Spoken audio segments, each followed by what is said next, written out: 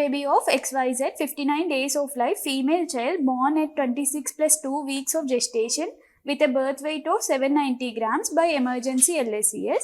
Indication being pregnancy-induced hypertension, mother is on labetalol tablet and cervical incompetence, preterm labor.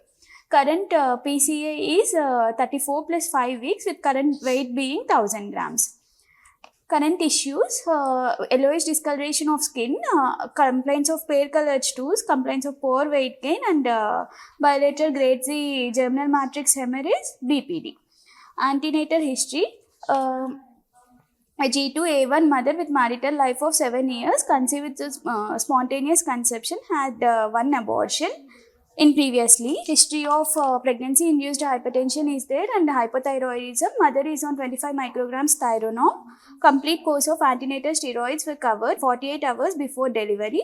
MGS44 is given for neuroprotection. Birth history, single live preterm female baby delivered to emergency LSES in view of preterm labor on 1st of January at 11:27 a.m. at KIMS Hospital with a birth weight of 790 grams. Baby cried immediately after birth with Apgar score 6 and 7 at 1 and 5 minutes.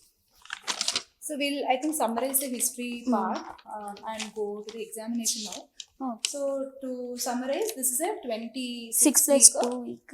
With a birth weight of 780 grams. Currently, you said is 59 days of postnatal age with current post-conception age of 34 plus 5 weeks. And current weight is 1000 grams. So although we are going to move to the examination, the current problems this baby are having, would you want to list the problems the baby is having now?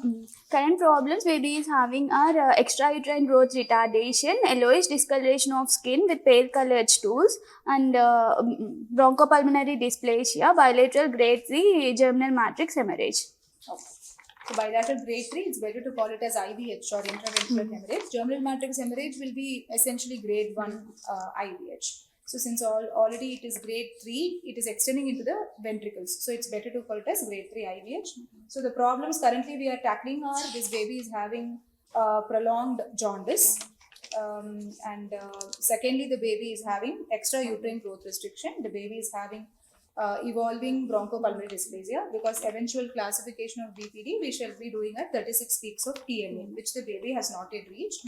And the baby also seems to have had anemia. And the other issue is bilateral grade 3 IVH. Any other problems you want to add?